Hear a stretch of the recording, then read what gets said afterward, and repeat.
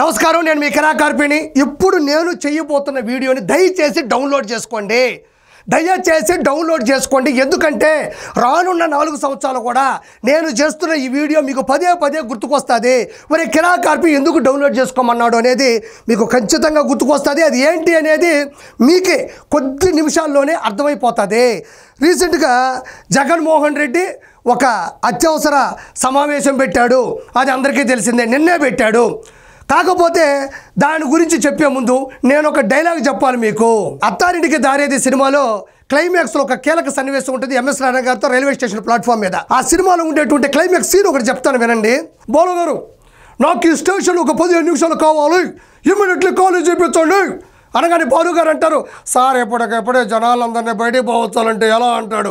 Special ఫ్లైట్లో పంపించండి, కుదరకపోతే ఎయిర్పోర్ట్లో పోతే కార్లు పంపించండి, లేకపోతే మినిస్టర్కి మెసేజ్ పెట్టండి, లేకపోతే స్టేషన్ మాస్టర్ని బతులు ఆడండి, లేకపోతే చంపేయండి, నాకు ఈ మీటింగ్ చాలా అవసరం అంటాడు.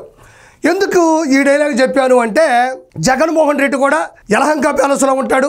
సగం రాత్రిలో లేస్తాడు, అత్యవసర మీటింగ్ పెట్టాలి లేకపోతే నేను ఓడిపోతాను అనుకొని అత్యుత్సాహంగా యలహంక ప్యాలెస్ వచ్చేసి సమయం సందర్భం ఏ టైం కూడా చూసుకోకుండా అందరికీ ఫోన్ చేసిన వర్గానికి, మాజీ నాయకులకి, కార్యకర్తలకి, ప్రతినిధులకు ఫోన్ చేసి ఇమీడియట్లీ రమ్మంటారు. వాళ్ళేమో సార్ జగన్మోహన్ రెడ్డి సార్ గారు, సార్ మేము ఎట్లా అవ్వాలి సార్, ఈ టైంలో పిల్ల చల్లా ఉన్నారు, నిద్రపోతా ఉన్నామంటే ఇప్పుడు అత్తారింటికి దారేది డైలాగ్ చెప్పాను చూసారా.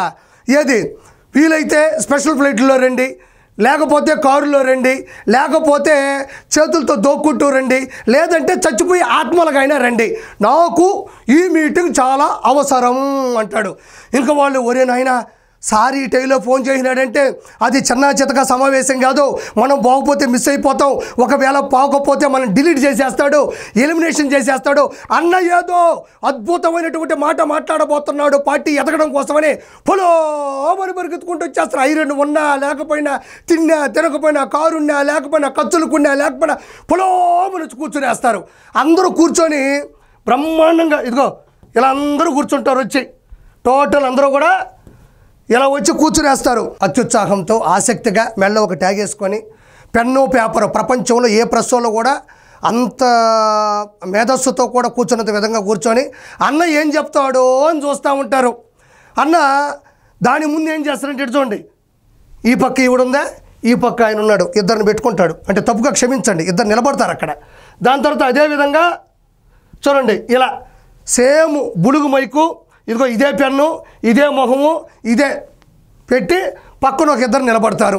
సరే అన్న ఏం మాట్లాడబోతాడని చెప్పేసి వాళ్ళు చాలా విచిత్రంగా ఇంకా ఒక్కటి మిస్ అయినా కూడా అసలు మనం వైఎస్ఆర్సీపీలో ఉండడమే వేస్ట్ అన్నట్టు చాలా అసలు అతిపెద్ద ప్రెస్ మీట్లో ఫీల్ అవుతూ ఉంటారు. అన్న ఇంకా స్టార్ట్ చేస్తాడు. ఏం స్టార్ట్ చేస్తాడు అంటే ఇదే విచిత్రమైంది, మీకు తెలిసిందే. కళ్ళు మూసి కళ్ళు తెరిచేలోపు 4 సంవత్సరాలు గడిచిపోతాయి, వచ్చేది మన ప్రభుత్వమే. ఇప్పటికిప్పుడు ఎలక్షన్స్ పెట్టినా కూడా మనమే గెలుస్తాం. జగన్ 2.0 చూస్తారు, వడ్డీతో సహా తిరిగి ఇచ్చేస్తా, సినిమా చూపిస్తా, ఏ పేరైనా ఎన్ని పేర్లైనా ఏ బుక్కులైనా రాసుకోండి, 7 సముద్రాలు దాటి రిటైర్మెంట్ అయినా కూడా అందరిని ఈడ్చుకొని వస్తా, పోలీసుల వాళ్ళ బట్టలు ఓడదీసి నిల్చోబెడతా, 99% హామీలు నెరవేర్చా. నాని అన్న అంటూ ఉంటాడు ఏమనంటే, అబద్ధాలు ఆడడం చేత కాదు, నీ అతి మంచితనం, నీ అతి నిజాయితీ, నీ అతి మంచి లక్షణాలే నిన్ను కొంప ముంచాయన్నా అని అన్నాడని ఈ పాయింట్లు పూర్తిగా చెప్తాడు. గడిచిన 10 సమావేశాల్లో కూడా వీళ్ళు అత్యుత్సాహంతో పరిగెడుతూ వచ్చి అక్కడ కూర్చొని పెన్ను పేపరు పెట్టుకొని మెల్లో ట్యాగ్ వేసుకొని కూర్చుంటే ఆయన వెనక సేమ్ ఒక ఇద్దరిని పెట్టుకొని మెంబర్స్ మారుతూ ఉంటారు. సేమ్ బులుగు మైకు, సేమ్ ముఖము, సేమ్ ఏళ్ళు, సేమ్ పెన్ను పట్టుకొని సేమ్ మ్యాటరే మాట్లాడుతూ ఉంటాడు. ఇదంతా వినిన తర్వాత వాళ్ళు అన్న ఇంకేమన్నా మాట్లాడతాడేమో అని అలా చూస్తూ ఉంటారు.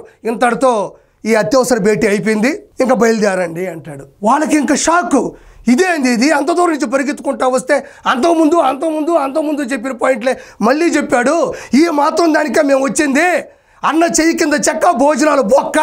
చెక్క అంటే ఈ కింద ఒకటి ఉంటుందిలే చిన్న టేబుల్ లాగా, అన్న చెయ్యి కింద చెక్క, భోజనాలు బొక్క, దీనికోసమా మేము వచ్చింది అంటారు. ఇది ఒక విచిత్రం. అయితే మీరు చూడండి పాపం అందరూ చాలామంది అసలు చూడు, లేడీస్ కానీ, ముస్లిం మైనారిటీ సభ్యులు కానీ, వృద్ధులు కానీ చూడండి అందరూ చూస్తూ ఉంటారు. ఎవ్వరి ముఖంలో కూడా చిరునవ్వు ఉండదు. మొట్టమొదటి పాయింట్తోనే వాళ్ళకి అర్థమైపోతుంది. ఏది కళ్ళు మూసి కళ్ళు తెరిస్తే 4 సంవత్సరాలు గడిచిపోతాయి, వచ్చేది మన ప్రభుత్వం అనగానే వీళ్ళకి అప్పుడే అర్థమైపోద్ది. ఇక్కడ చూడండి, ఇగో పాపం ఒక్కరు చూడండి, ఏదన్నా కొత్త విషయాలు చెప్తాడేమో చూడండి. పాపం ఈయనైతే పూజ చేసుకొని బొట్టు కూడా పెట్టుకొని వచ్చేసినాడు. ఇగో పూజ చేసుకొని బొట్టు కూడా పెట్టుకొచ్చాడు. ఇక్కడ చూడండి, చెప్పేదే చెప్తాడు. ఎక్కడైతే మీరు గమనించినట్లయితే ఉండేది ఎవరో కాదు, లెక్కర్ స్కామ్ నిందితుడు మిథున్ రెడ్డి, ప్రెసిడెంట్ ఎంపీ. ఈయనైతే నిద్రపోయాడు. లెక్కర్ స్కామ్లో భాగస్తుడు, 1000 కోట్ల రూపాయలు దంచినోడు. జగన్ అన్న ఏం చెప్తే ఈయన కదా ఫస్ట్ వినాలి, ఆ తర్వాత అతను చూసి కదా వీళ్ళు ఇన్స్పిరేషన్గా తీసుకుంటారు. ఇతను ఇంత రాగి సంగటి, ఇంత తలకాయ కూర వేసుకొని లబ్బిడు తిని నిద్రపోయాడు. నిద్రపోతున్నాడు అంటే గురక పెడుతున్నాడు. నేను వీడియో చూపించలేను, నన్ను క్షమించండి. ఇతను చూసి ఈయన ఆల్మోస్ట్ 90% తలకాయ మేక దించినట్టు ఇలా దించాడు. ఈయన దించిన తర్వాత ఈయనైతే నాకేంద్రా ఈ కర్మ, నేనేం పాపం చేశాను, పరిగెత్తుకుంటూ వచ్చిన తర్వాత కూడా ఏదో కొత్త విషయాలు చెప్తాడు అంటే పాత విషయాలే చెప్పాడు అన్నాడు. మీకు ఒక విషయం చెప్పాలి సోదరులారా, నాకు నిన్నే తెలిసింది. ఒక పత్రికా విలేకరు అయితే ప్రెస్ మీట్ గురించి తెలుసుకోకుండా ప్రెస్ మీట్కి వెళ్లకుండా ఏం చేశాడు తెలుసా, బయటికి వెళ్ళి నేను చెప్పిన మ్యాటర్ ఇచ్చేశాడు.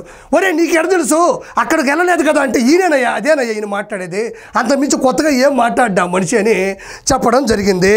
నేను ఓవరాల్గా చెప్పేది అంతే. జగన్మోహన్ రెడ్డి కూడా అందరూ వీళ్ళే, ఇతనైతే నిద్రపోతున్నాడు మా అమ్మ సాక్షిగా. నేను అబద్ధం చెప్పట్లేదు. చెడు ఇక్కడైతే దారుణం. ఇగో ఎన్ని చూడండి, ఒక్కరికి సంతోషం ఉండదు, ఒక్కరికి సంబరాలు ఉండవు, ఒక్కరికి ఆనందం ఉండదు. ఇదే అన్నమాట. 4 సంవత్సరాల పాటు నా వీడియోని డౌన్లోడ్ ఎందుకు చేసుకోమన్నానంటే నేను ఏది చెప్పానో అదే ఆయన చెప్తాడు. వాళ్ళు పరిగెత్తుకుంటూ వస్తారు, మళ్ళీ పోకపోతే సీట్లు పోతాయేమో, పోకపోతే సభ్యత్వం పోతాయో, ఏదో వాళ్ళ కర్మ వాళ్ళది. మొత్తానికి సేమ్ అదే చెక్క పెట్టుకుంటాడు, అదే బులుగు మైకు, అదే మాట్లాడతాడు, అదే వాళ్ళు వింటారు. ఓ ఏంద్రానైనా మనకి కర్మ అని చెప్పి అక్కడి నుంచి వెళ్ళిపోతారు. ఒకటే డేటు మారుతుంది కానీ డేటా మాత్రం మారదు. ఏ పాయింట్లు మాట్లాడతాడు తప్ప గొప్ప పాయింట్ కానీ కొత్త పాయింట్ కానీ అతను నోటి గుండా వినపడదు. స్క్రిప్ట్ రాయించే వాళ్ళు కూడా, స్క్రిప్ట్ రైటర్లు ఉంటారు కదా, వాళ్ళు కూడా ఆ పాత పేపర్నే కొత్త పేపర్లో కన్వర్ట్ చేసి ఆ రోజు డేట్ ఇస్తారు తప్ప అతని దగ్గర కొత్త పాయింట్లు లేవు. జగన్మోహన్ రెడ్డికి నేను ఒకటే చెప్తున్నా, 2029 అయినా, 2034 అయినా, 2039 అయినా, 2044 అయినా, 2049 అయినా ఆ రోజు కూడా ప్రెస్ మీట్ పెట్టి నువ్వేమంటావంటే అవ్వాతాతల ఓట్లు ఏమైపోయినాయో, అక్కా చెల్లెల ఓట్లు ఏమైపోయినాయో, అన్నదమ్ముల ఓట్లు ఏమైపోయినాయో అని చెప్పడం తప్ప ఇంకొక గత్యంతరం లేదు. Thank you.